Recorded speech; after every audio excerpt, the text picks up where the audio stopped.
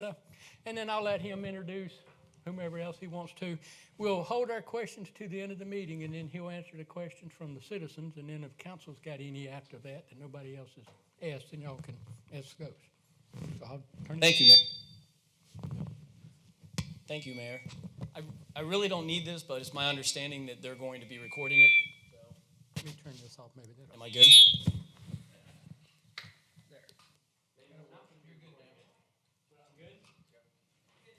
Okay. No? I'll step up here. That one. Is that good?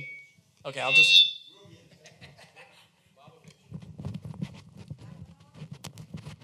Well, it's on. It's on mute. All right, try that one. Try this one? Hello, hello, hello. There you go. All right. As the mayor said, first of all, I want to thank the town council and the mayor for having us here.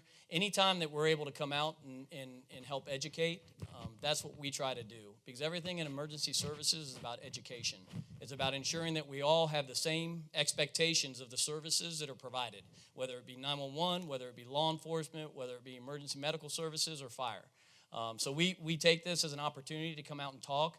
I will tell you that we strive to be perfect. We strive to be perfect in everything that we do. And then, but, you know, as with anything, there's a process. And who I have here with me is Nikki Rogers, who is the chief of 911, has been with the county for a long time and a lot of experience, and she's come up through the ranks through the 911 from when they were in a basement on a little handheld radio with punch cards and pen and pencil, or pen and paper. I'm sorry, I didn't mean to date you. And then Deputy Chief Rodney Watson, who's a former Air Force non-commissioned officer, been around the world, and he was with SCDC for a while, and then we stole him away from SCDC, and he's been the deputy chief there for going on 2 years now. About 2 years before that, he did emergency management for about a year for us. I'm David Kerr. I'm the director of public safety. Been in the county for about 7 years. Prior military, retired in 2011 as the chief of police out at Fort Jackson, and then served with many emergency services around the world, to include working with 911, paramedics, EMTs, and fire services, and of course law enforcement around the world. So I've seen a lot of dispatch centers. I've seen a lot of emergency services. I've seen them in America, and I've seen them overseas. I've seen some really, really good ones, and I've seen some that left a lot to be desired. So like I said, I appreciate the opportunity for us to come. We'll have plenty of time. We have a presentation. It's about 13 slides just to give you an overview of what we provide. I will chime in on a couple of points when we get to the 911 center, the construction of the facility and the redundancy built into the facility. I was the project manager when we built it, so I'm very, very intimate of all the ins and outs of that facility. And then we'll open it up to questions for the citizens, and then of course, as the mayor said, council. So without any further ado, I'll turn it over to Chief Rogers. Thank you, David. My name is Nikki Rogers, and I have been with communications for 25 years, so I've seen a lot of changes. But I do appreciate the opportunity to come to the town of Irmo, and I know because there's a lot of good competition over here between the police departments. So, but thank y'all very much. We do go out to all the communities. Anybody that asks, we go to schools, we go to senior citizen centers, we go all over because it is very important that we get out into the public. I'm very passionate about 911. This Lexington County is my hometown. This is where I was born, raised. I've gone all over Lake Murray, down to Swansea, up to Irmo, to Chapin, you name it. I've been on all those back roads. So that being said, my passion is for the citizens of Lexington County to get the best service that they have. My family members live here, my friends, everybody travels through Lexington County. But 911 is very complicated. It is a very complex system. The days of landline phones are pretty much going away, okay? So your grandma's mom and pop phone line that was hardwired into the telephone system, it's kind of going away. There's very few of them still out there, and we'll get into that. But the 911 center that we have, I'm going to try to stay on track. I'm kind of an informal person, but we're going to try to stay on track as much as we can, David. All right, so the slides that you're seeing, this is a standard presentation that we put together for many communities. So the first slide that you're seeing there is our new 911 center. It was built in 2013. 2013? Correct. And I'm going to let David go into the complex systems that was put in that building because he was the project manager throughout that. But it is a state-of-the-art system, building and system, and we are there for the whole entire Lexington County. Next slide. We have been accredited since 2009, and accreditation is a big thing. You can, speak on accreditation. There's very few accredited centers in the state of South Carolina. But we dispatch as a consolidated 911 center, and that means that we are a one-stop shop. One-stop shop for EMS, fire service, all of the different agencies that you see here come through our 911 center. If it is anything that's needed on an emergency scene, it is coordinated through our 911 center. Whether it is Lexington County Fire Service, West Columbia, IRMO Fire District, IRMO Police, if there's any coordination of efforts, even mutual aid, that kind of thing from Richland County, Newberry County, any of our surrounding counties, we already have that set up so that it is a one phone call or one push on the radio microphone, and we're getting that response en route. Next slide. So this is the actual comparison of our backup center and our new center. So I'm going to turn that over to David and let him explain some of those IT technologies and the actual building construction. Thank you. We're very proud of the facility that you see in front of us. I'm a vertically challenged guy, as many of us are, and that top picture is of the old facility, which we currently call Node 2, which is now our backup. I could stand on the floor by those dispatch consoles and work and put my hand up flat on the ceiling. Okay, so imagine coming to work every day in that type of atmosphere where you feel boxed in, where you feel like you're coming into kind of, I'm going to use the word, a dungeon type situation. You know, you're downstairs. I think they had the occasional bat or a squirrel that got into the facility. So the county embarked in about 2008, recognized that we needed to upgrade our 911 services for the county. We were growing, and they're going to go over the call volume, but we were growing exponentially. So we had to grow with the growth within our county. So in 2008, the concept was there. We only used, the facility cost about $13 million to construct. It's state-of-the-art, it's fully redundant, but only about half of that came from tax millage. People say, well, how did you manage that? Well, there's a lot of other ways that we were able to go out. One of them was a FEMA grant. We got a FEMA grant for tornadoes, and when we put in for it the first time in 2008, we were told no. We were told, you don't have tornadoes in Lexington County. Well, 3 days later, there was a little tornado in Gilbert. Okay, so of course, immediately, the county went back and sent it back to FEMA and said, are you sure we don't have tornadoes? We just had one, and we got the $1 million grant. We also partnered with Lexington Medical Center, who's a great partner for us. They understand the needs of our citizens as far as emergency services, and they provided us a grant of about $2.5 million. We also had other state funds that also were utilized as part of it. So we, like I said, only about half of it came out of your tax base. We're very proud of that. It's fully redundant, 2 500 kW or 5,000 kW generators. We have an A-side, B-side power. In any storm, any outage, it automatically transfers from shore power, i.e. Mid-Carolina Electric Cooperative, onto the generators with absolutely no degradation of service within the dispatch. The dispatch center, they see a light flicker, but everything stays up, everything continues to run, and all the systems continue to run. And then each of those generators can run the facility for 72 hours alone, just on one generator.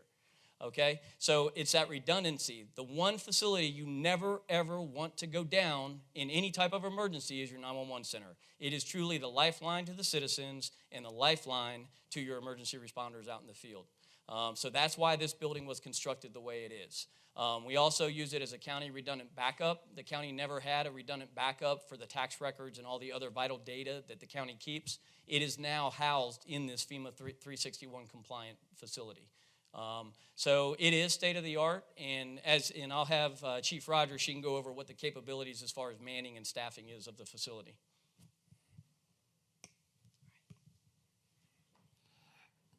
All right, this slide that you're seeing now is our call volume and the projected growth through 2023.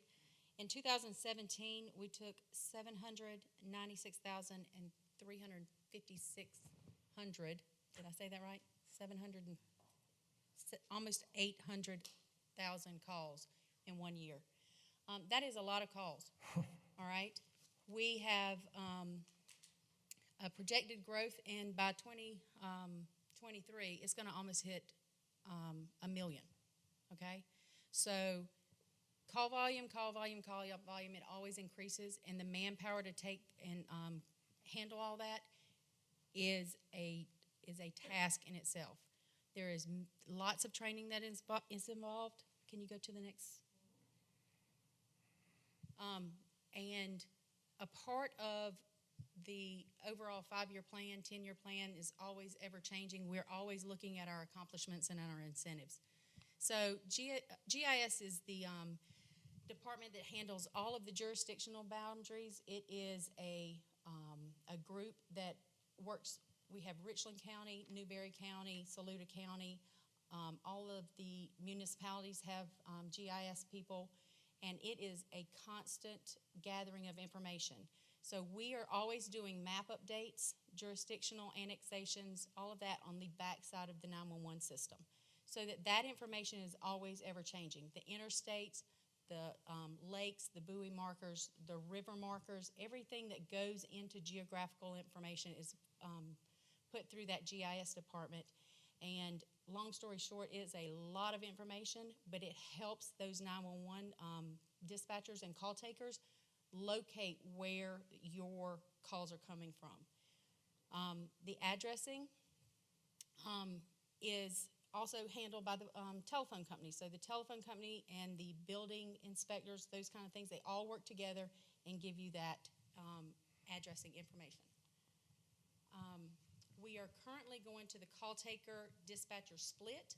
What that means for you, the citizen, is that the call takers are going to be able to concentrate their customer service on what the needs of the citizen are.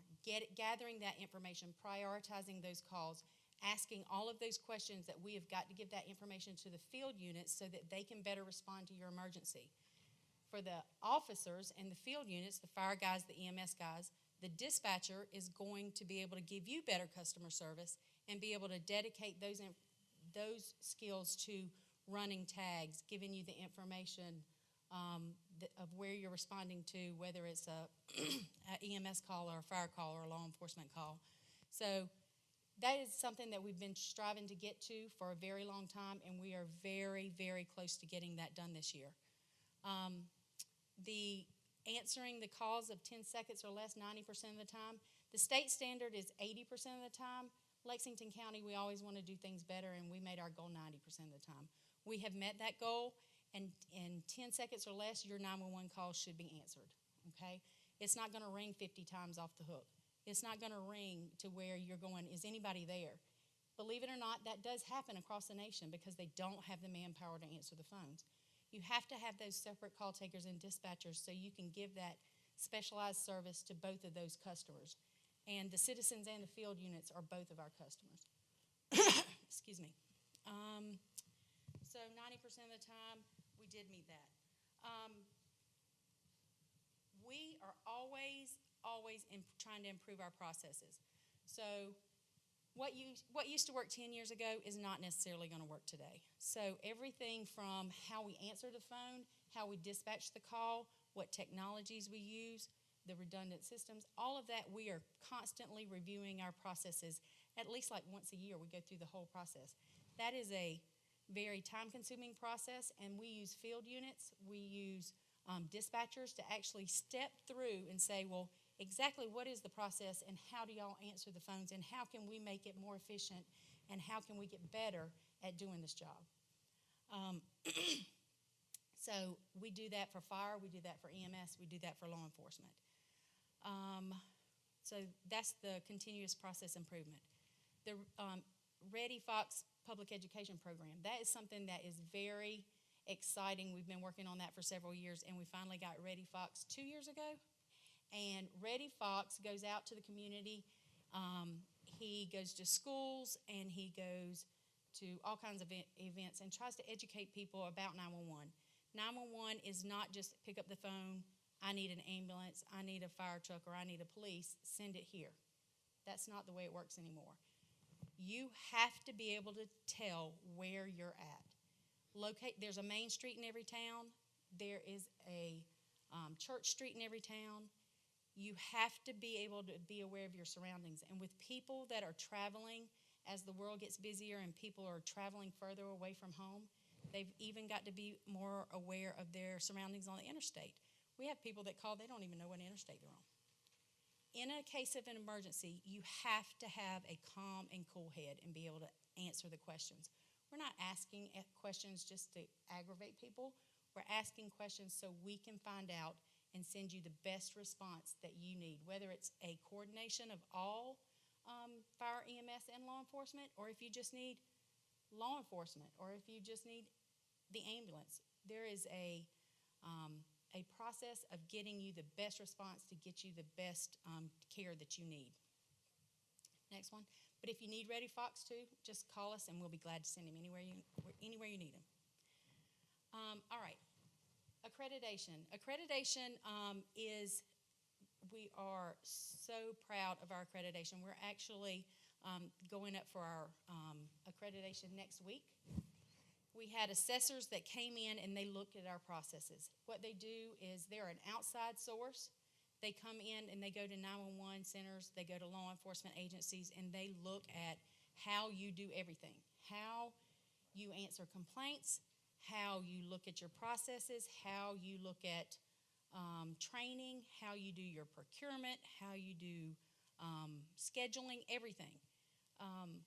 And these assessors, one of them had done it for 35 years. This is the first time that we actually had assessors come in and we had 0 file maintenance issues. And what that means is that he could not find anywhere where we did not meet the standard that we were saying that we were trying to obtain. In 35 years of assessments, he said that we were the very first center that he had ever seen 0 file maintenance. And we were very proud of that. Now, does that mean that we're always going to be right? No, we're going to make mistakes and we're going to continue to work on our processes. But at least we have the things in place that makes us get better.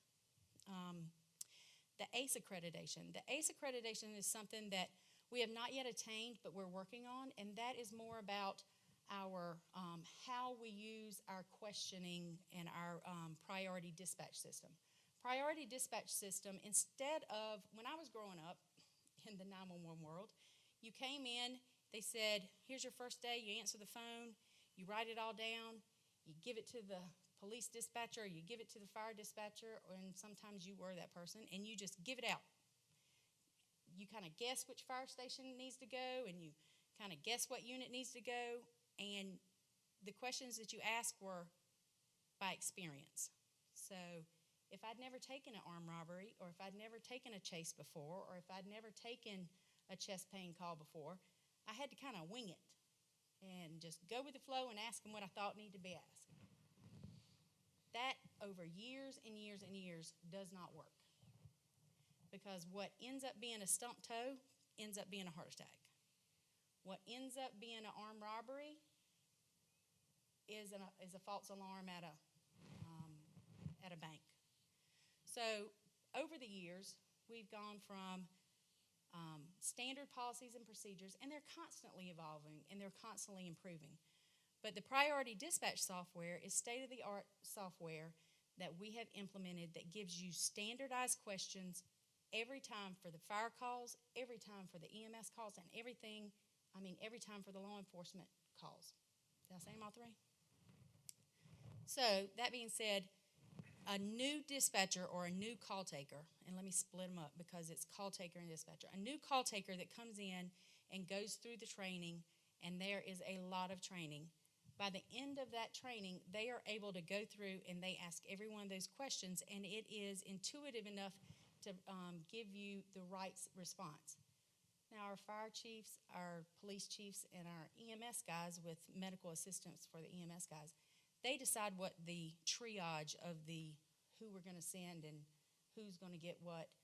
But the standardized questions, you're getting the same consistent questioning every time. So the ACE accreditation is actually something we're trying to get to that says how well we do that and how well we do quality assurance on our calls. We do quality assurance on our calls all the time.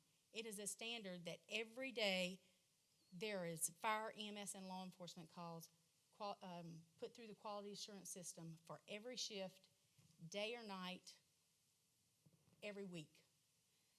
Those feedback forms go directly to the dispatcher or the call taker, and they get immediate feedback that says, hey, you did really well on this call, but on this call you really didn't. These are the things you need to do better. And so this process begins, and they get constant feedback, which goes into they need remedial training, or no, they can move on to the next discipline and start learning more. Next one. All right, so we talked a little bit about landlines and cell phones. Landlines back in the day were easy. 911 came out, landlines, it told us exactly where you were at, what phone number you were calling from, who the phone belonged to, who paid the bill for it, and what time you called, period. If you got disconnected, if you hung up, if you didn't, if you were just playing around, we knew exactly where to send the police or fire or EMS to your location. Today's cell phones, you do not get that. Now, people are getting away from landlines phones because they're budget conscious and they're trying to save money, and so they normally use their cell phone, always got it with them. And cell phones do not give us that luxury. You have different types of cell phones. I'm going to try to keep it pretty simple, but you got a phase 1 and a phase 2 cell phone. Phase 1, it only gives us the tower location. Can you click forward and then maybe click back? I'm going to try to, okay. So this is just an example. Phase 1 cell phones only give the 911 call taker, the location of the tower, okay? So we have to do what is called a retransmit or rebid. So somebody calls, we see that it's just giving us the tower location. The 911 caller is going to hit a button on their console, and it's going to transmit back and forth to that tower, trying to get more information from the cell provider, the Verizon, the AT&T, whatever carrier that is, and say, hey, where is this person?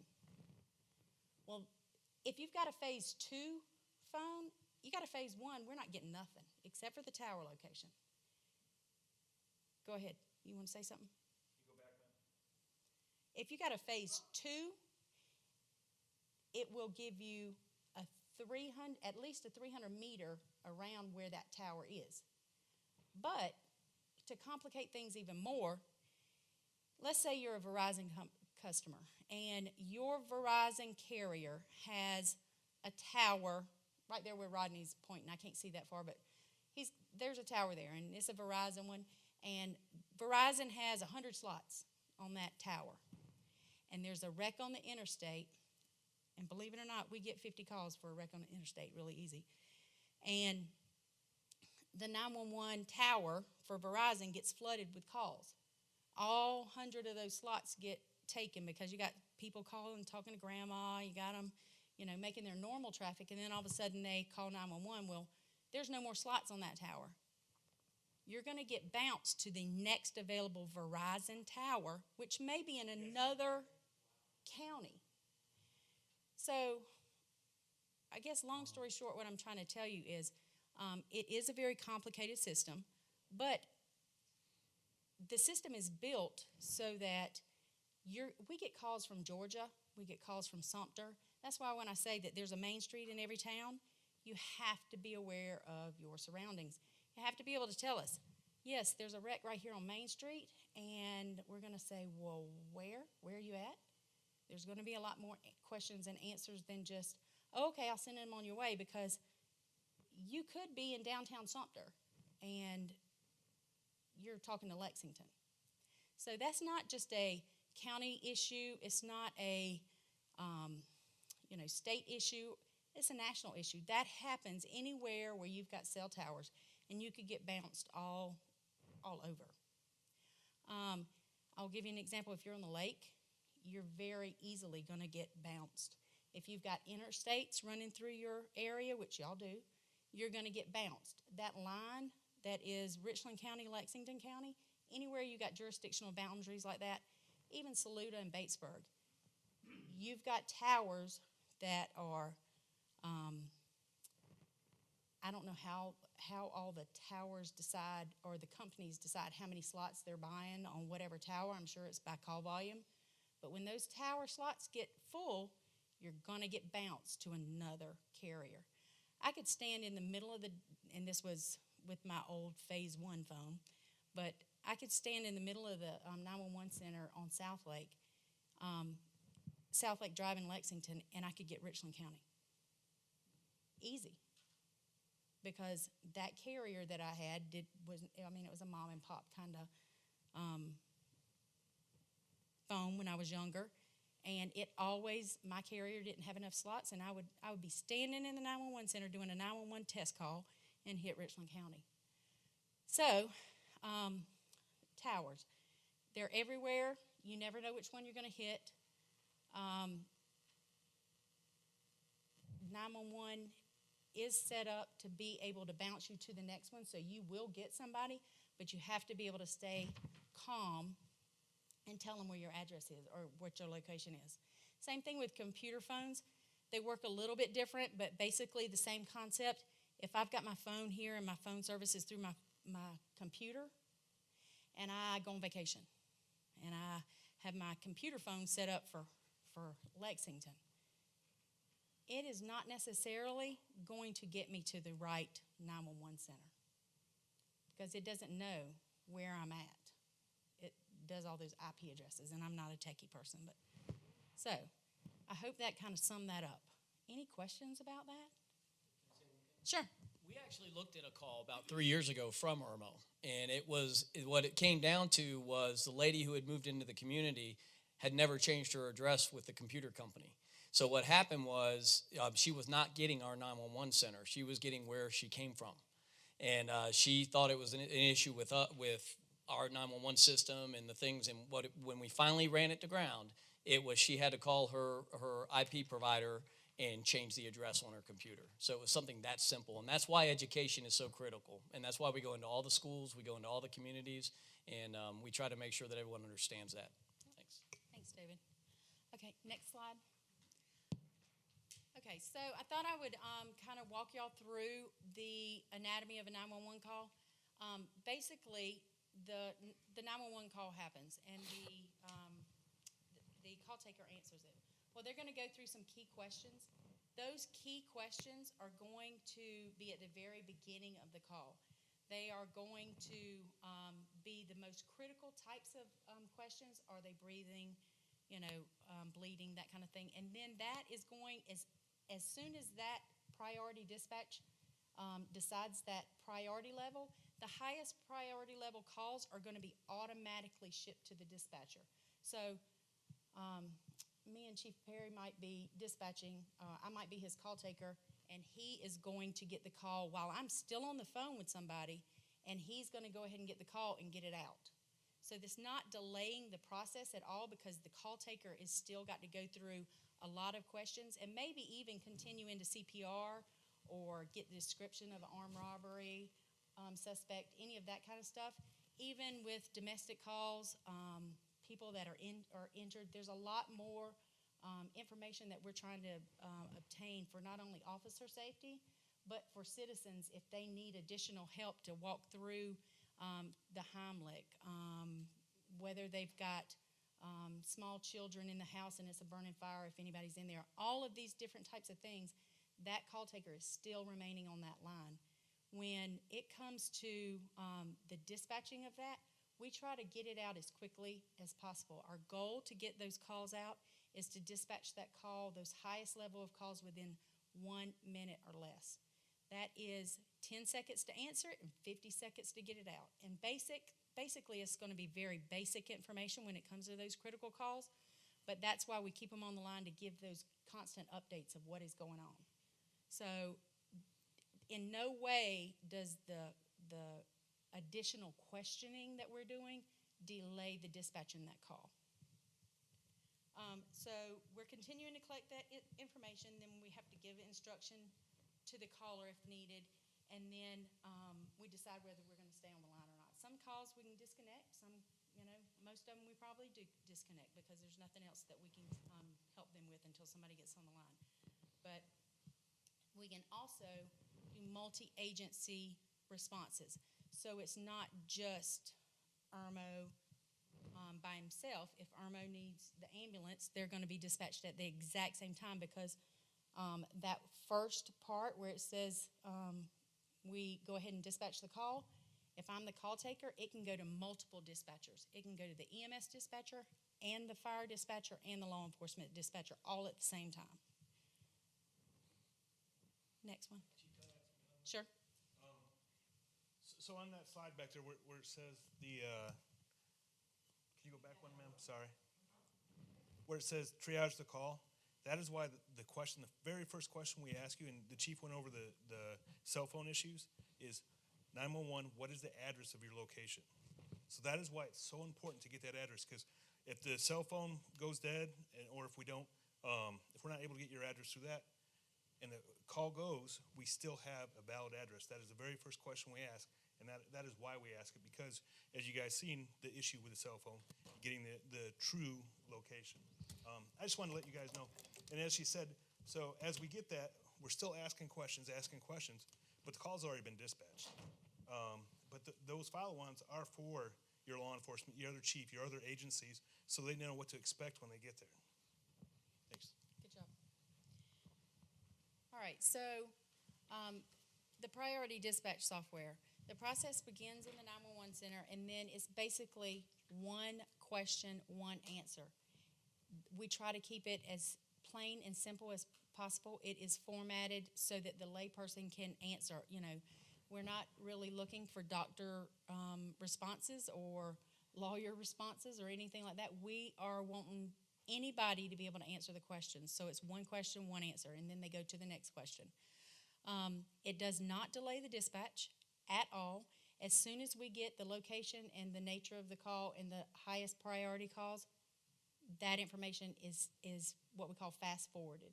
So that gets the caller out fast. Let's see, assign acuity. That is done at the agency level. So let's say we have different acuities or different levels for whether somebody's having a chest pain or whether somebody's got a stumped toe. All of that is done at the different agency level. And then we send the most appropriate and accurate response. We're not going to send somebody lights and siren if they don't need to go lights and siren, because they would send, maybe injure themselves. Next slide.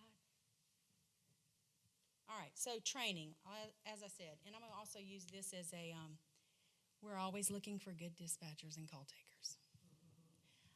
We have a great place to work. I will tell you, it is a very stressful job, but it is very rewarding because you get to help people that you never, ever would meet before. And when you hear that the outcome is good, it gives you a really good feeling. So, but call taker training, this is just for the call taker. There's more additional training for dispatching. We have different levels. You come in right off the bat and you're a call taker. So for call taker training, there's about 820 hours of training. You have to go through this training before you are signed off to be a call taker, okay? So there's 3 months that you're actually tied to a sergeant, which is a trainer, and they are giving you daily observations that you're doing this right, you're doing that wrong, you need to learn this, you need to do that. And we tell people you have to have a thick skin in 911 because it's not that we're telling you you're a terrible person, you did it wrong. We're telling you because you are going to be the difference between life and death. And some people cannot take that responsibility on their shoulders. If you know that you're going to mess up and you could cause somebody their life, then it's not a job for everybody. But If you are the one that really likes helping people and you can take that kind of stress, hey, we encourage you to come on because it is very rewarding. Priority dispatch certification, you can't use the software if you're not certified in it. So you have to go through that training. The South Carolina Criminal Justice Academy, we go to the academy just like the law enforcement officers, but ours is more along the lines of 911 training. That's the South Carolina Basic Telecommunications Training. And then the National Crime Information Center. NCIC is very confidential. You have to go through their training just to be around it. And of course you get more in-depth training as you become a dispatcher. But NCIC is very confidential and very important in our jobs also. So it takes a lot of money to train people. There's ongoing training. There's additional credit hours. You just can't go one time and be done. You got to continue to keep your skills up. And so training for a call taker, it's very, very important to us. But as I said, if y'all know anybody, send them our way. You can give them my phone number because we really do. I think nationally the turnover rate is very high, but in Lexington County we have improved our turnover rate tremendously. We have a good group of people. We have a lot of fun, kind of a quirky sense of humor, but we try to not be as stressed out as our jobs are because there are things to worry about and there's things not to worry about. And that's about all I'll say for that. Next slide. All right, so Town of Irmo. This is from March of last year to March of this year, and this is just what we handle as far as our workload. So EMS calls, fire calls, police calls, and other. Others is like our repos. If we transferred something over to highway, transferred something over to Richland County, or it might be a duplicate call where two operators are putting in the same call at the same time. So about 20,447 calls, and that would be just in a year. Now, there could be other calls that were like just transferred, like highway patrol, transferred over, calls like I got a flat tire on the interstate. We don't handle that, so we would transfer those. Those would not be in these numbers. But it's a good little call volume. I think Irmo and Lexington are our top two police departments. Next slide. All right, so our complaint process. We also, like I said, quality assurance, quality assurance, quality assurance. We do not take complaints as a negative thing because if we have a complaint, we need to learn from it, okay? Last year, that was one of the things that we were told that we did really good from the assessors is that our complaint process was easy to access.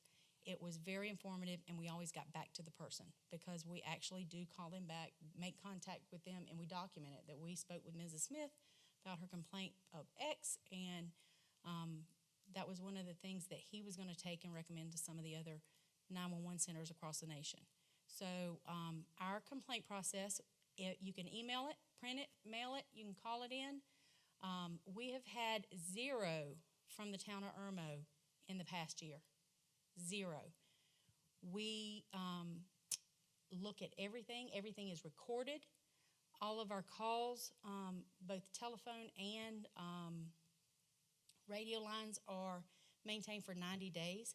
So if you have an issue where somebody was rude to you, you didn't think the call was handled correctly, we take that very seriously and we want to review those calls.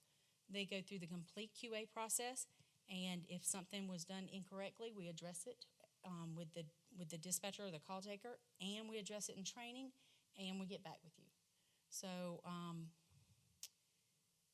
that's kind of our complaint process, and it's on the county website. So for those of you that want to just are very tech savvy, you just click on, you can submit it that way too. Next. That's it? All right. Any questions? I know I was kind of wordy and long. Talk about cell phones for a minute. Yes, sir. So if you're down in the park for whatever reason, you can't get up, you call 911, you don't have an address, you screwed or what? You're going to have to get somebody to let us know where you're at, because if your cell phone,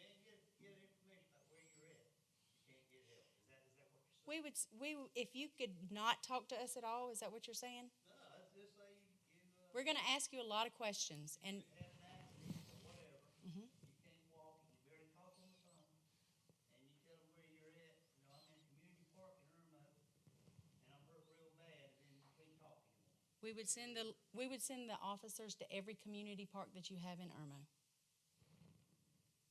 If you could not answer any questions, and you know what? I think I had that call a long time ago, and we had an officer on scene in like 45 seconds. I think it was. Was that the town park? Yeah, it was really good though, but there were people that didn't know. We've also done a thing to where we're pushing people, especially some of the towns, to put addresses on their markers, and those the phones that the call boxes, to where we already know if you put a call box there, you pick it up, you can't talk to us, we know exactly where you're at. Right, I mean, well, when incidents come up, it's not planned, so you're not. Oh, absolutely, You may not know exactly your address, whatever. absolutely, We've been, taking concepts, walk around different parts of town, pick up trash, right? get to know our neighbors, community project they work on. If we saw something to us, say like we're in the back of H.E. Quarry or over by the tennis court or wherever, and we don't have an address, we get on our cell phone and call, try to call our local police department. We don't have an address, whatever. I would say that would be something that you would need to educate yourself in, because I've lived in Lexington County all my life, and I constantly, that's one of our things that our dispatchers and call takers go through. I say I get trained in, but not everybody in Irmo is gonna have that opportunity to get that training. What I'm saying is, we're gonna have people that call 911. We do. And don't have the address. We do. And they're gonna, this is the thing everybody's been worried about. We even had a police officer, I'm gonna say his name, but he even called 911, and he had trouble talking to 911 to get somebody. Now, he's a police officer. Let me stop you right there. We did go over the complaint process, and I will tell you that what we do in this county is all through partnership. We work very closely with Chief Perry over here, with Mike Sonnefeld. If there's an issue or a concern, they have direct lines to all of us, and we talk about it. So I don't want to speak in generalities about incidents, because we have a process that if you have an issue with a call, all you've got to do is call us. Everything's recorded, okay? And we can look into any call that you need us to look into. And we're glad to do it, because like Chief Rogers said, it is about educating our dispatchers to make sure they're providing the highest quality service they can. Secondly, the issue you're describing right now with the park is no different than any other jurisdiction in this country. If you as a caller don't know where you are, What can we do to make it better? that's it. That's what we're talking about, and that's what I like to hear. That's what we've been trying to bring. How can we make it Yep. better than this? Education is number one, okay? Number one is educating our kids. Ready Fox, sending Ready Fox into the schools, educating all the children that you need to know where you are. I'll give you this thing we had, a little train derailment. Yeah, I know you all heard about that, okay? We got a call from that train, and when they were asked where they were, they said we're right outside Savannah, okay? They weren't right outside Savannah. They were right outside Casey, okay? Perceptions of where you are differ. What the dispatchers do is they'll ask you a bunch of questions to try to narrow in your location. What do you see? Okay? Like if you saw a big marquee, a big sign with a restaurant name on it, that's a piece of information you could give the dispatcher, and they have the ability to type it in. So it's a process, but it all starts with education. I'm gonna say one thing and then I'm gonna take your question. One of the things that I was talking to you about, the rebid or the retransmit, the call taker is going to continually hit that button over and over and try to get your phone to retransmit that 300-meter radius, which is something else. Say a kid has autism or is hearing impaired or can't respond to us. There are things that we can do. The My 911 program is one, and we can educate that community or that group on this is what you need to do, and this is definitely a public education piece. But if we can't find your location and the only thing we have is that radius from that phase 2, it's going to take some time, but we'll find you. It's going to take some time, though, if you aren't able to communicate with us. Hold Go on. ahead. One more thing. Nationally, the other thing is Get with the phone carriers, okay? One of the biggest challenges we have in 911 is legislation out there that doesn't require the phone carriers to give us that pinpoint location, okay? So that's another piece that APCO, NENA, a lot of these associations are working with the federal government to help us get that mandated. That's another huge step that you can do to help. We was talking about phone numbers, you know, people move in from out of state and they keep their old phone number. So it's a good idea. They can call up their carrier and get the address change and still keep the phone number. The phone, well, can I get back to your question and get your question? We'll just pick up on his question. You're saying that the locator on the phone works no matter where the phone is from. Correct. Okay, on a phase two phone. My question is there anything about a phase two phone, assuming there's nothing we can do about a phase one phone, they're gonna give you the location of the tower and that's all you need. But most people have phase two phones. And Many. is it the majority of them are phase two phones? I would probably say maybe 60-40. Okay, is there anything about a phase two phone that turns off the locator service that makes it non-functional? Well, it does not turn it off unless you turn your GPS locator off manually on your phone. Yes, you can. Okay. You can, But a lot of people turn their GPS locator off but on purpose. but even if we do have your GPS locator on, it's still going to give us that 300 meters. Well, I mean, but 300 Yeah, meters it's is better. than nothing. Correct. Okay, so if the fact that I need to keep my GPS locator on in order to assist 911, that's a true statement. Absolutely. We need to tell our citizens that. That is absolutely correct. They need to know that. Correct. Now, we've had some conversations among ourselves and everything, and our response to that is pretty simple. We don't want any people to know where we are. That's why we turned it off in the first place. Yes, sir. So I don't think there's an answer to that. If they choose to turn it off for whatever reason, it's their phone. They can do what they want. But the expectation is you should be able to find me. Well, those are in conflict. But they don't understand that. Yes. Okay. And I have another question. Okay. Can I piggyback on that real quick?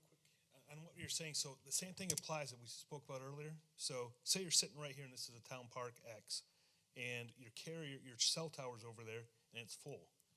So you have whatever service, it's gonna bounce, and I'll say the next county over, so the next dispatch center in a different county is gonna pick up that call. They're not gonna know where you're at. Right. It's gonna show in a different jurisdiction. So the same stuff that we talked about earlier also applies to, you know, the cell phone call that you're in a park, sir, and you don't know where you're at. Well, there's also the potential of it not even coming into the servicing PSAP or your servicing 911 center. The more PSAPs that there are, the more jurisdictional issues you have. So if you add PSAPs, which is a public safety answering point, that's a 911 center. Okay, so the more that you add, the more you're going to get transferred, the more you're going to have those jurisdictional boundaries, those issues, so that it's going to bounce from one to the other.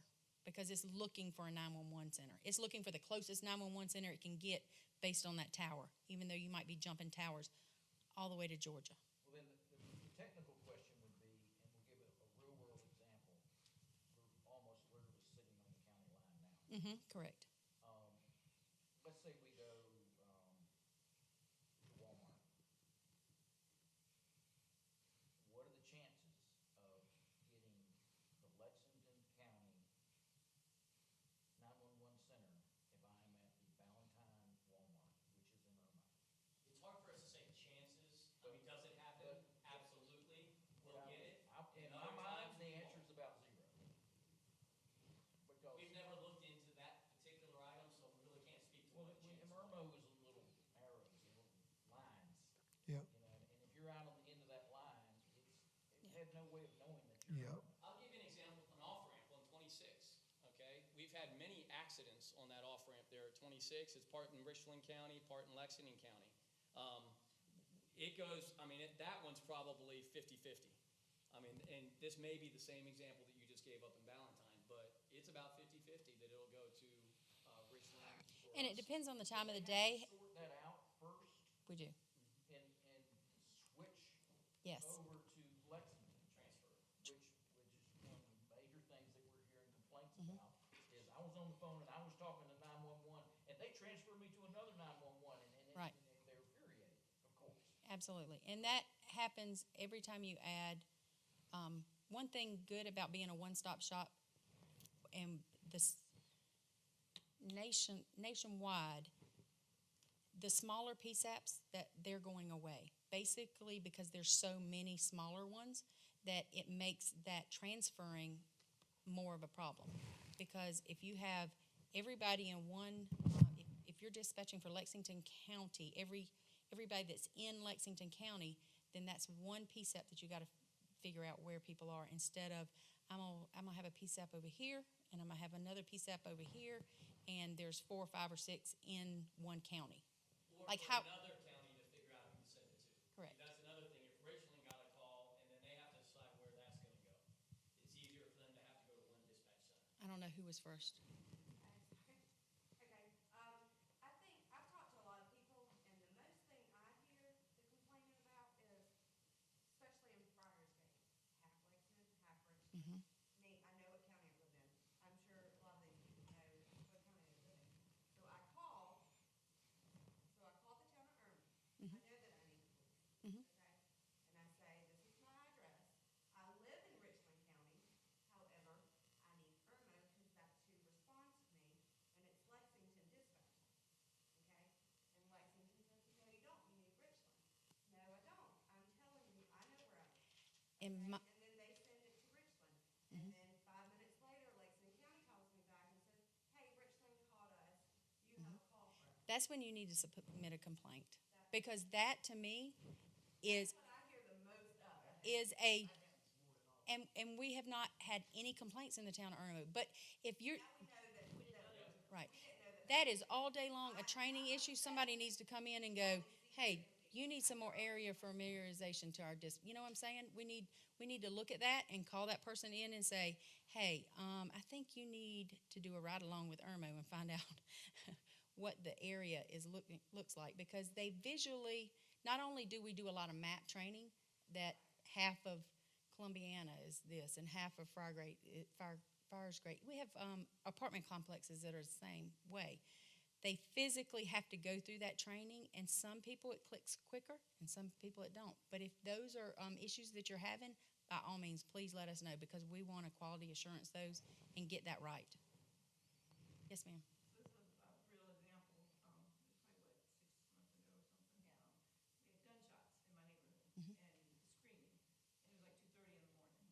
And I went outside because I saw teenagers, stupid, but anyway, I saw teenagers running from that area. So I called 911, and I told them they're screaming, there's gunshots, I'm still hearing gunshots while I'm on the phone with 911. And, I guess they finally decided, the people that were there decided to leave, so they came flying out of there. And for whatever reason, they stopped in front of my house, I'm not sure why. But I was talking to the lady, and, on the phone, she said, she was trying to transfer me. And from what I gathered, someone told me that there was a lot of infighting between, and I gave her my address because I didn't know what the address was. Right. The person who lived beside where it was going on, he was also on the phone. And there was a lot of infighting. And I don't know, once everyone found out about it, they were there. They had like 4 or 5 cars there. Right. Any of those kind of incidents we need to know about. We didn't know about this complaint thing. And then I will tell you, every 911 system that I know of, even like Richland County, Saluda, Florence, all of the ones that I deal with for years, everybody has a complaints department. We are just like anybody.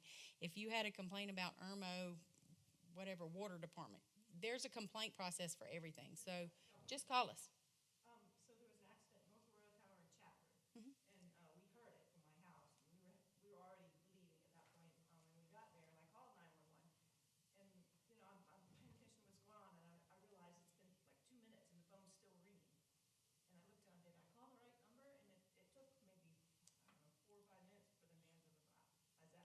Again, I say, I didn't know. again, I say, if you have a complaint, you have to, you don't want anybody to get that kind of service. And, thank you. You need to I mean, there's no use in even complaining about it if you're not going to complain about it. You know what I'm saying? It's like, But we know now, and you know now, and like you said, Jada, I wish, the seats were filled and people, but I know you guys will put that information out there. Because we take pride in the service that we provide. I mean, these guys, I mean, we've come so far in such a short period of time, and we just want to keep getting better. You guys help us get Absolutely. better, and we want to get better, so let us know. We record everything. If you call, now, I will tell you, call within 90 days. Don't call after 90 days. Don't wait to call it into us, because after 90 days, the recordings are gone. So, and then it's really a he said, she said at that point. Okay, so, but we just want to provide a quality service for you guys, and that's why we're here every day. Well, I thank y'all for everything you do. Chief? Thank you for coming. I'll add, they did come ride with, we've had 4 or 5 dispatchers ride with us. We try to include that. We spend a day with y'all, y'all don't give us lunch, but we do. And we provide y'all lunch, I'm just gonna throw that out. I just want to say that we're trying to spend your tax dollars very frugally. Okay, I'm just saying. You, remember, half of that building was paid for with tax millage, you know, so. We, okay. Any advantage to the 911 apps that they're out there marketing? We've looked at Smart 911 and we've looked at some of the other apps. There are also some apps out there that will actually help you with CPR qualified people to be able to, you know, they link you up with CPR qualified people. We looked at that app. Do they turn your locator on automatically? You know? The Smart 911, I'm not sure. I'm not sure. The thing that I always caution people is, I'm sorry, if it's a paid-for service, you need to pay for what you're getting. And if there's a free service out there, you need to see what you're going to get the best bang for your buck. Ideally, I mean, let's just call it like it is. Ideally, you need to call 911. I mean, don't depend on an app for your 911 service. It's the same way for 7-digit numbers. A lot of people say, well, I'm just going to call the police department directly for an emergency. There's actually legislation in the state of South Carolina that we don't advertise non-emergency numbers. Your emergency number is 911. That's the number you call. Now, we have administrative lines within the dispatch center that are out there, so, and they're published. Like, there's a number that you'll see for the sheriff's department. That actually rings to dispatch. That's a 911, that's an administrative number. So we do have some administrative numbers, but if it's an emergency, don't depend on an app, call 911. Let me talk about the, go ahead. Because those admin lines do ring into the 911 center, but that's their second priority. Their main priority is to answer that 911 line and answer that radio traffic. So if you're calling 781-8088, it might ring for 2 minutes. And that's a good point. Call 911. The floods, they answered 2,900 calls, which is double the call volume that they normally answer in a day during the floods. If you called an admin line during those floods, you were not going to get somebody because they were so deeply involved with 911 calls. The other thing I talked about, redundancy in the building, you got to remember, we have a lot of dispatchers and call takers on shift. We take pride in that 10-second rule, okay? Because the one thing we don't want the phone to ever do is sit and ring and ring and ring. And I think most people would say that in Lexington County, that doesn't happen when you call 911. 911. Well, but we need to look at it because that may have happened once, but I would need to see it. Last Tuesday, we were coming to the town council meeting, so just before 7 o'clock. So you're going to give me that complaint? Give it to us. You give us a time, they've got it. Were you on the cell phone? And that again Oh. goes to, I don't know which tower it hit, what jurisdiction that 911 call But we was. can track it down. But once you got through to us, I can look at all that. But what he can tell you is we did not receive a call from your number during that time frame, so that would mean that it went to another dispatch center. So he can, process of elimination, figure it out. There you go. And they all have them, and they're all trying to do the best that they can, and they're all trying to give good customer service. Oh, I'm sorry. No, I think it's picking us up. So, go ahead. One of them was, he said something about this, somebody from out of state with the phone number. They called their carrier and had their address changed. No, sir. That was VoIP. That was That's voice over that's the IP. computer phone. Computer That's phones. the computer phone. Has nothing to do with your cell phone. So if somebody calls from cell phone, it's still go to this tower. It's still towers. Yeah. Computer phones are more complicated than the, Still a type 1 phone to from a type 2 phone. Smart. Good. the Call only your way carrier. the only way that I know how to tell the difference is not by looking at it. It's by when they actually call 911. You can call your carrier. I'm sure your carrier can tell you, but when they call when you call 911, if it's a phase 1 call, the only Still make the type one phones now, or all of them type one coming out? I think they only make phase 2 phones now, but there's still some in circulation out there because right. The phones that they give out are still. I know that the flip phones, anybody that has a flip phone, that's a phase 1. And some of the very earlier smartphones are still phase 1. If you go to Verizon and order a Go phone, the cheapest model, it's still a 1. It's still a 1. Because I mean, let's just be realistic. It costs money to make them phase 2. So if they're going to give you a Go phone, at very low cost, it's probably not going to have the But technology. we are pushing on a state level to be able to say, hey, telephone companies, you need to get, I mean, there's privacy issues, we understand that, but if somebody's calling 911, those privacy issues should go out the door. Because that's the only way that we're going to be able to, hold their feet to the fire. And Chief Rogers actually sits on NINA board, and she's been deeply involved in the state, and she's trying to get a lot of legislation changed. So she works very hard with this. So Calling 911 should be like implied consent. It should it be. should, absolutely it should. Agree completely. Yes, sir. You're talking about, phase 2, y'all can locate the cell tower. But how close is the cell tower to where this call might be? It depends. I mean, I'll just tell you, you could be at the base of a cell tower, at the base, looking up at the cell tower, and it happens to be your carrier. But if all the slots on that tower are full, you're going to go to the next tower for your carrier that has slots. Yeah. So Just we like- can't even answer that. I mean, just like I was give the example of me being in the basement of the admin building on South Lake, and I dialed 911.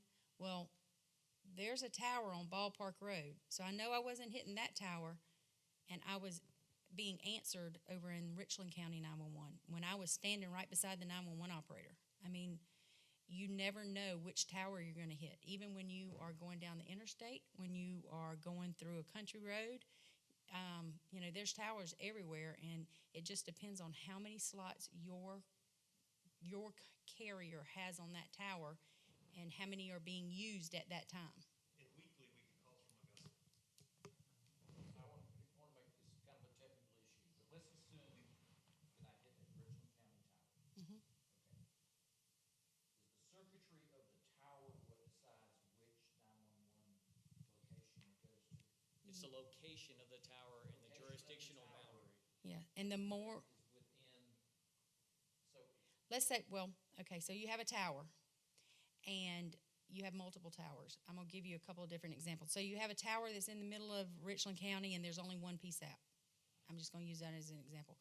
Then that whole tower is going to go to Richland County. But if you've got a tower that's right here, and it's half on the line of Lexington County and half, or, kind of close, and then they triangulate like quadrants of the tower, so it's in 4s. A fourth of it goes to Newberry, a fourth of it goes to Lexington, and half of it goes to Richland. So they can sector them off to the north, south, but it's by 4s, and it just depends. Either the whole tower can go, a quarter of the tower can go, a half of the tower, or, but it depends on which direction. Like if the direction part was headed towards, and then as you say, if that tower is full and it jumps over here, the quadrant thing breaks down. So absolutely. bottom line, you're saying there's plenty of room for error. Yes, that's why we ask so many questions about the. And again, we have no say to what these phone companies are going to do on these towers. Verizon, T-Mobile, any of these AT&T. I mean, we as a local government have zero say on how they partition their towers and where they send things. So you just keep that in mind. I mean, call your companies. If you're seriously concerned and you have a carrier, call the company and tell them your concerns. I got one last question, get my last one. Does anyone in this room know the address of the community park? No. And who built it? Do you know that? I don't either. 9507 Eastview Drive. Oh, good. One person, good. Call Bob. But your point is very well taken. Is it We need to put signs up with addresses. there need to be signs. Community parks, people I'll tell you, a big initiative that we've started also is the lake. We have a huge issue on the lake of people not knowing where they are. So we're going to work with SCNG or whatever company comes in, and we're working with DNR, and we're going to try to get signage on the lakes because people need to be able to see, other than the occasional buoy, people need to know where they are. So that's something local jurisdictions can do to help. Any signs that can tell a citizen where they are is beneficial to the 911 process. Okay, one question. Mhm. If I were at the park and I said, I'm in Irmo, I'm off Lake Murray Boulevard, I'm on Eastview Road, could you find me? Yes, they can find you. If you know all that information, If you yes. know all that information. If you had a newer But, phone, and, you do, then it's gonna almost find you anyway, And- even if you can't. Unless that tower's full and it sends over to Richland or Newberry or some other. Well, but once it Yeah. gets to And- Lexington, you can still ping the locators up there. Once it gets transferred to you. yes, Yes. yes. Then you can continue to ping it and get coordinates, and then you do know where she is. Yes. And that's where public education comes back into play, and we push that a lot because I am always for signage and addressing and those kind of things. But if you're in a panic mode, you are not going to I will give you the example that my house got broken into, and all I could do was scream on the phone. So, and I know better. So, but you've got to be willing to if you are not going to be the calm, cool head during the emergency, you got to be able to give that phone to somebody else that can walk through and stay calm. There's people that can stay calm. There's people that can't. But if there's community events, school events, kids learn the best. The kids can walk through 911 stuff like nobody's business and like it was just second nature to them. While everybody else is freaking out, the 9-year-old is yes ma'am, blah, blah, blah. And there's not, they don't skip a beat. How old was the child that helped her mom deliver the baby? Three. 3-year-old on 911. Wow. 3 years old. And we have it on tape. Wow. So It was amazing. any of those events that you want us to come to, whether it's a church event, a school event, a community event, a crime watch event, whatever it is, we'll come. Okay, what if, like, I'm on PTA for Dutch Fork Elementary. We've been to Dutch Fork. There, okay. High school. We've been to high school. We have not been to the elementary. County, but half of our kids are. We can come. I spoke to a teachers organization out there 2 weeks ago at Dutch Fork Middle School. So we'll do. I got an email from someone and said, would you come talk? And I was like, absolutely, I'd be glad to. There were about 30 teachers, former teachers there. So, yeah, I don't bring the fox with me, so I may be a little more boring than bringing the fox. Let's say I got the phase 2 cell phone, and I make the call. What percentage of the time will it work? Do you have any idea? What percentage of the time will what? Phase 2, will you be able to see the 300 meters? It works all the time. I don't think I've ever seen a case where we did the retransmit and we didn't get that 300-meter radius. We're going to get something now. That's a lot of 300 meters, especially in Cover. built-up areas, And is a I'll give- lot of I'll space. give you the example. Yeah, because if we get a call from somebody and they're going, and I'll tell you, we get calls. People are singing. They're going down the road. They don't even know that they've called 911, but they hang up. So we know that they're in this area. We try to call them back, and we can't get any answer. Well, all we can do is send the officers to go look in this area out there, and that's a lot of coverage. And they really can't see every nook and cranny in that how many baseball fields did you say that was? Three football fields. So we will always get a location, but it's not going to be a pinpointed. But you say sometimes it'll go to another tower. And I was just wondering, how often does that happen? Well, that's the thing that we can't really say a percentage, but it does happen It happens. quite often. Yeah. And again, it depends on your cell I know carrier, exactly. number of slots, and all that. Yep. Yeah, it happens. It's reality. It happens more on jurisdictional boundaries Lines. where you have more jurisdictional lines where you have more. Like Irmo. PSAP. Like Irmo. When an incident happens, there might be 6, 7, 8, 10 calls for that incident, and our center, we will, the same thing in inverse, I guess. So we'll get a call for shots fired from your neighborhood. Well, 10 of your neighbors call at the same time. Some of those calls might get transferred over to Richland. We might get it transferred from Richland to us because all those tower spots are full for that carrier. And it might come in 2, 3, 5 minutes after the initial call that, we finally get transferred from Richland to us. And so, in CAD, they build a call card. And you want to go over that process? It's a call card, and people who are receiving calls from different callers. Yeah, CAD it stands for Computer Aided Dispatch, and really what it is a call record. So it takes the time from the time it's entered to the time everything's time stamped. Every question you answer, everything, all the way through to dispatching the unit. Arrival, on-scene time, all the additional information that is given to Everything. field units is all on there. So it keeps that log of everything and about that call. So if there's multiple calls about shots fired or something like that, and you're taking a call and I'm taking a call, we are entering that information on that same call card so that you can see there's multiple callers calling about this same incident. So all the officers in the EMS units and the fire guys get the same information. And at the same time, as I said, there's 6 or 7 callers calling in, and we got 6 or 7 people taking the same information, trying to, okay, so these guys, and trying to get them that site picture so they understand what it is they're going to, and trying to put all those different 6 or 7 calls together so they understand that one thing that they're going to and looking at. And those call sheets go all the way from the time the call is received to the end of the call, but it could go all the way to court.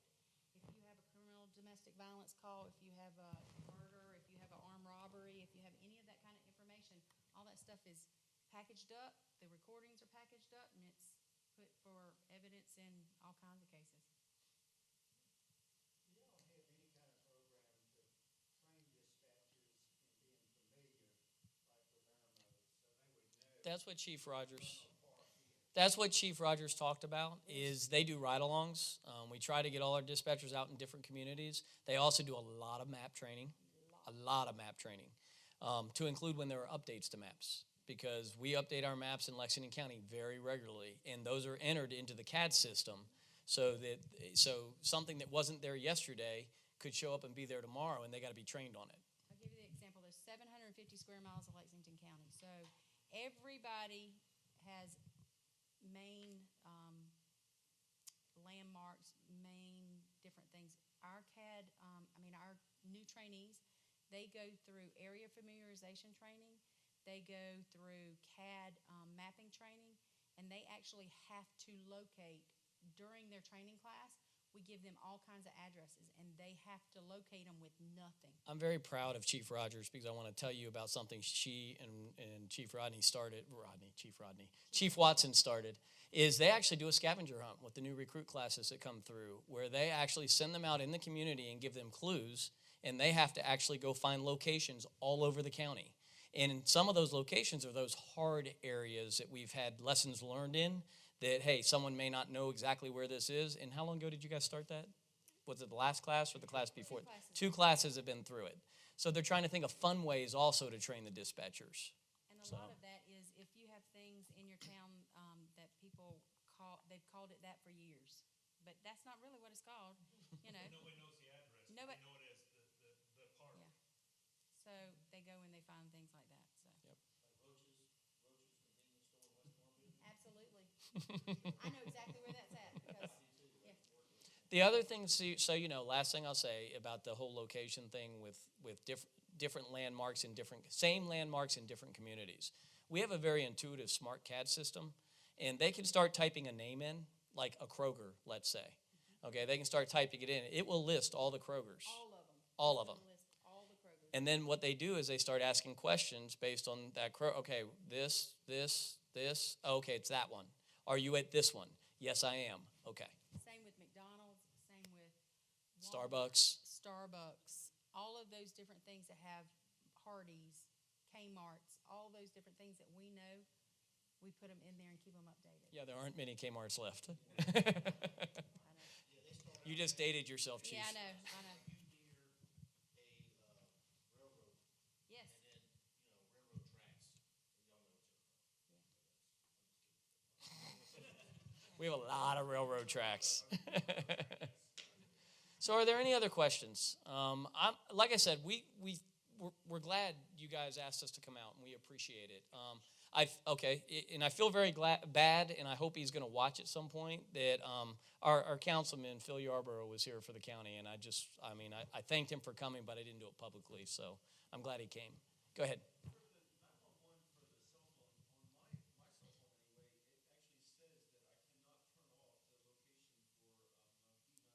Good. Is that an iPhone or? Okay. She likes Android devices. I like iPhones. It says E911 only, E911, 111, E911 location cannot be turned off on any mobile Good. cellular phone. Good. Newer ones where the technology's there. Right. We still have some very old phones out there. You'll go to a scene and you'll see a little old flip phone sitting there. So they're out there. I saw a pager not too long ago. A pager, yes. Pager. So are there any other, council, did you have any additional questions? One thing I will say is that the 911 service is provided free of charge to all the municipalities within the county. We do not charge for the service, so I do want to point that out. And our budget is very extensive for our 911 service, and I sent some numbers to the mayor at one point, but our personnel budget alone is $3.293 million. That's personnel alone. Okay, our operating, and you can get this on the county website also, our operating expenses are $1.841 million. Okay, maintenance contracts to keep all that technology I talked about earlier up are expensive, very expensive. And then a capital budget for budget upgrades and things of that nature is about $100,000 a year. So just to give you an understanding of what it costs to run a 911 center, a high quality 911 center with a lot of redundancy. I just want to make a couple comments too, kind of.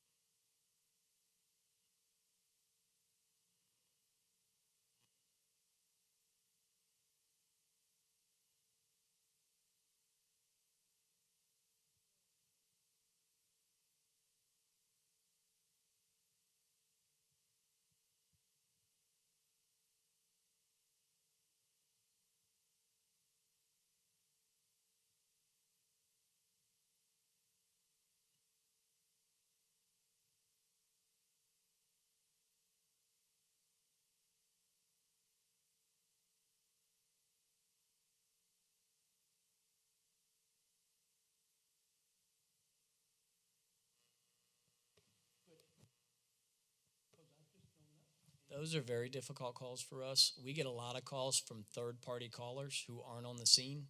Those are probably some of the most challenging calls that dispatchers can take because the person really has no information to give us.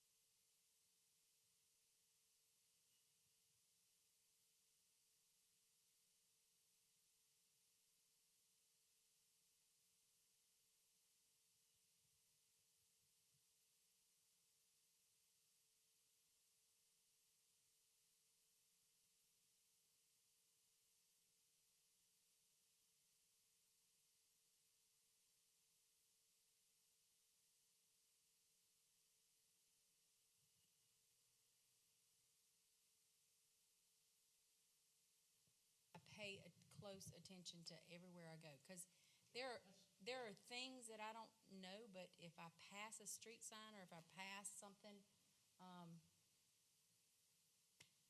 I want to know where it's at. Pay attention while we're going down the interstate. What mile marker at entrance, or we call it exit entrance, did I just pass? Because normally I don't keep up with That's the best thing on interstate. You've got to know what exits you're between. That's huge. And then what direction you're going. Mile markers, people miss, but don't miss exits. And those call takers, when they go through that training and the dispatchers, we try to get them to visualize what that location looks like so that they can, even if it's a street sign, they know Columbia Avenue. They can associate that street sign with a town, or actually a landmark that they've seen before. They also use Google Maps and the satellite views. We have that capability right there next to them. So if they're having a particularly difficult time finding something, they can actually pull up the visual from Street View. Because they can put in that street, and it can zoom down to that Google map, and they can actually see what is on there. Just like with I lost my train of thought. The street that you were just saying, it's easy for them to, if they can visualize it, they can get it a lot quicker. And those calls, those third-party calls where they can't get a location, really and truly, they agonize over that because they feel like they can't help. They can't send the help. Yeah. Y'all had mentioned the call taker and the dispatcher. And I know, because I went out and did the tour, that I'm going to say two different people, but explain a little bit about how that person on the phone is doing one job and the dispatcher is. Right, the call taker, just like I did that diagram where the call is answered, and that call taker is going through all that call questioning, and that is at those key questions. After those are answered, it is automatically shipped over to the dispatcher, so it does not delay the dispatching of the units that need to go. Right, so they are continuing to put in information as a call taker, but that dispatcher is over there dispatching the units that they need to dispatch. And they have it, and with multiple callers that are calling in, both the call taker and the dispatcher can see all of those comments that are coming in at the same time, so they can give those live updates as they're getting them to those field units. And many of our field units in law enforcement, like Chief Rogers said, our EMS units, and now our fire trucks in the county have MDTs, mobile data terminals. So they can actually read the notes in real time. As a dispatcher types them in, they show up on the screen. So that's been amazing, and it cuts down on radio communication immensely, which is huge for us because we have a very busy county, and it's growing. And one thing you had showed us out there too, I wanted you to, they have this big monitor, computer screen on the wall, it's probably about as big as our wall, that has all those calls on it. Right. And I think you had mentioned how y'all analyze that data. Well, when we activate the EOC, The EMS out there in the area, different places. what he's talking about is Marvelous, which is a system that we use to do dynamic deployment in the county. I'll talk about that real quick. Our EMS service, the days of EMS, of ambulance sitting in a fire station are gone. They've been gone for about 8 years here in this county. We've done dynamic deployment through a system called Marvelous. What we do is when you're driving down the road and you see an ambulance sitting in a dirt parking lot, they're not just taking a break. They're on standby because we have an intuitive system that tracks 3 years of data down to the second and compares it to our call volume in the county over 750 square miles. And then it tells us, it shows us the hot spots based on time of day, time of year, call volume historically over 3 years. It shows us where our hot spots are going to be. We call that demand. So what we do is we plant ambulances on demand. And that's how we manage our fleet. We are up to about 20 ambulances. Some days we'll go to 19, but we do a peak deployment, peak scheduling for our high call volume time frames. And we get to have about 19 to 20 ambulances during that peak time every day. That's been huge. But we do it to manage call volume. That's why we do it. That's also why ultimately we went to Pro QA, the software she's talking about. Because now we have basic life support ambulances and we have advanced life support ambulances. Because I don't need to send a paramedic to a stub toe. Okay? And they also don't need to get there in 12 minutes or less. Okay? So we've readjusted our goals and we've put low acuity trucks on the road. That's to manage this growing county. 750 square miles. We expect after this census to have about 318,000 residents. Okay? We're one of the fastest growing counties in the state. So we got to manage it. We got to manage that growth. And that's what we're trying to do.